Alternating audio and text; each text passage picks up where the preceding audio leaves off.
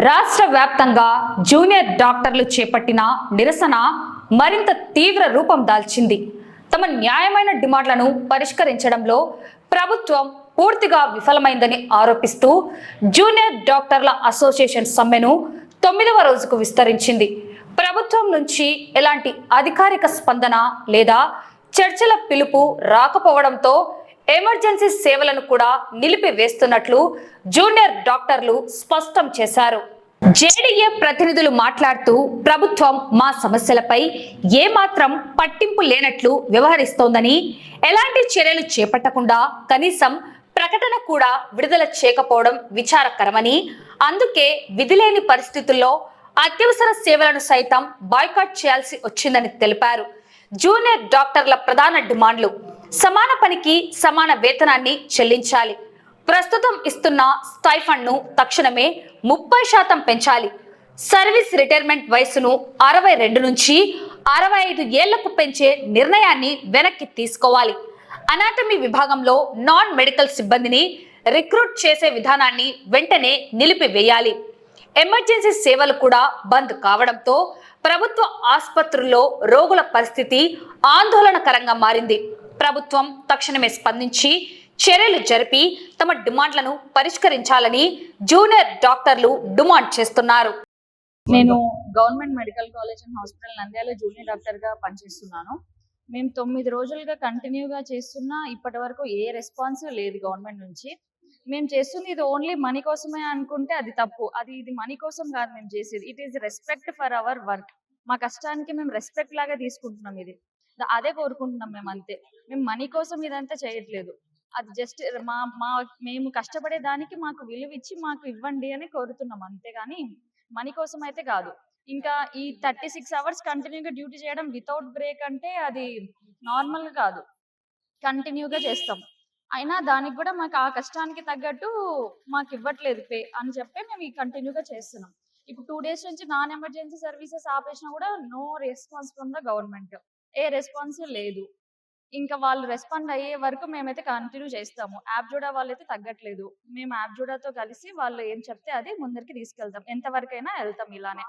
మా గవర్నమెంట్ నుంచి లిఖితపూర్వకంగా ఏదైనా పత్రం వచ్చే వరకు మేమైతే కంటిన్యూ చేస్తాం. మేమైతే ఆపం. మేము ఎస్ఆర్సి 20 మెంబర్స్, జూనియర్ డాక్టర్స్ 20 మంది, 40 మంది వరకు పాల్గొన్నాం. రెసిడెంట్స్ మొత్తం 26 మంది ఉన్నాము. 26 మంది సీనియర్ రెసిడెంట్స్ మేము సమ్మెలో పాల్గొన్నాము. మాతో పాటు మా పీజీలు ఎవరైతే పాపం రాత్రింబగలు కష్టపడి, అంటే వాళ్ళకి డే ఆఫ్లు కూడా లేకుండా, అంటే నైట్ డ్యూటీస్, అంటే 24 గంటలు 36 గంటలు వాళ్ళు డ్యూటీలు చేస్తూ ఈ సేవలు చేస్తూ ఉన్నారు. వాళ్ళకి కావాల్సిన రెస్పెక్ట్ మనం వాళ్ళకి ఇవ్వాలి. వాళ్ళు స్టైఫండ్ కోసం మాత్రమే అడుగుతున్నారు.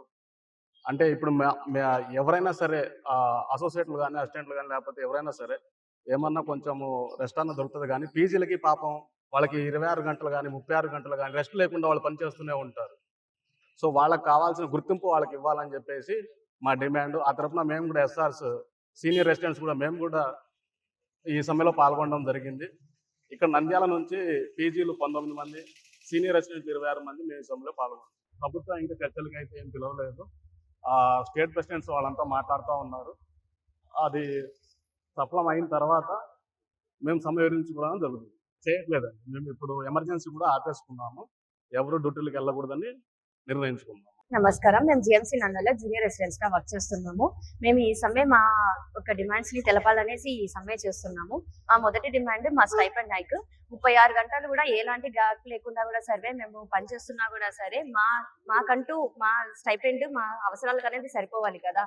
మన ఈ ఆంధ్రప్రదేశ్ లో 9 నుంచి 10% వరకు ఇన్ఫ్లేషన్ రేట్ ఉన్నప్పుడు స్టైపెండ్ అనేది ఇప్పటి వరకు ఏ రకంగానూ పెంచలేదు. 2026 జనవరి నుంచే స్టైపెండ్ హైక్ అనేది ఇవ్వాలి. కానీ ఇప్పుడు 8వ నెల నడుస్తున్నా కూడా స్టైపెండ్ హైక్ గురించి ఎటువంటి ప్రస్తావన అనేది ఇప్పటి వరకు తీసుకురాలేదు గవర్నమెంట్. వాళ్ళు ఇంప్లిమెంట్ చేసిన జియో ప్రకారం 15% హైక్ అనేది జనవరిలో ఇవ్వాల్సింది. ఆగస్ట్ అవుతున్నా కూడా సరే దాని గురించి ఎటువంటి సమాచారం ఇవ్వలేదు. దాని గురించి ఎక్కడా చర్చించలో లేదు. 6 సార్లు మేము లేఖ రాసినా కూడా దానికి ఎటువంటి రెస్పాన్స్ ఇవ్వలేదు. అందుకు మాకంటూ ఒక రిటర్న్ రెస్పాన్స్ రావాలి అనేది మేము ఈ సమ్మె అనేది కంటిన్యూ చేస్తూనే ఉన్నాము. ఇది వరకు నాన్ ఎమర్జెన్సీ సర్వీసెస్ అని ఆపాము. కానీ ఎటువంటి రిటర్న్ రెస్పాన్స్ రానంత వరకు మేము ఎమర్జెన్సీ సర్వీసెస్ ని కూడా 2 days నుంచి ఆపేస్తున్నాము. మేము ఇది యునైటెడ్ గా స్టేట్ మొత్తం కలిసి, ఏపీ జూడా అందరం కలిసి ఒకే సిద్ధాంతంతోనే ఈ స్ట్రైక్ ని మేము ముందుకు తీసుకెళ్తున్నాం. ఒకటి, మా స్టైపెండ్ హైక్ అనేది 30% వరకు పెంచాలనేది. రెండోది, రిటైర్మెంట్ ఏజ్ అనేది 62 నుంచి 65 వరకు పెంచకుండా ఉండాలని. ఎందుకంటే జూనియర్ డాక్టర్స్ కూడా ఒక అవకాశం అనేది ఇవ్వాలి. ఉన్న సీనియర్స్ ని కొనసాగించుకుంటూ పోతూ ఉంటే వీళ్ళకి అవకాశం ఎక్కడి నుంచి వస్తుంది. మూడోది, ఎంఎస్సీ చేసిన వాళ్ళందరికీ నాన్ క్లినికల్ బ్రాంచెస్ లో వాళ్ళకి రిక్రూట్ చేసుకుంటూ వెళ్తుంటే కష్టపడి ఎంబీబీఎస్ చేసిన వాళ్ళందరి జూనియర్ డాక్టర్స్ కి అవకాశం అనేది ఎక్కడి నుంచి వస్తుంది. మా ఈ 3 డిమాండ్లను నెరవేర్చాలి అనేసి మేము ఈ స్ట్రైక్ అనేది కంటిన్యూ చేస్తున్నాము. దానిలో భాగంగానే ఈ రోజు మేము ర్యాలీ అనేది కంటిన్యూ చేస్తున్నాం. నమస్కారం. మేము జూనియర్ డాక్టర్స్ ని గవర్నమెంట్ జనరల్ హాస్పిటల్ నంద్యాలలో వర్క్ చేస్తున్నాము. గత 9 రోజులుగా మేము స్ట్రైక్ అనేది అయితే చేస్తున్నాము. కానీ గవర్నమెంట్ నుంచి ఎటువంటి స్పందన అనేది అయితే లేదు.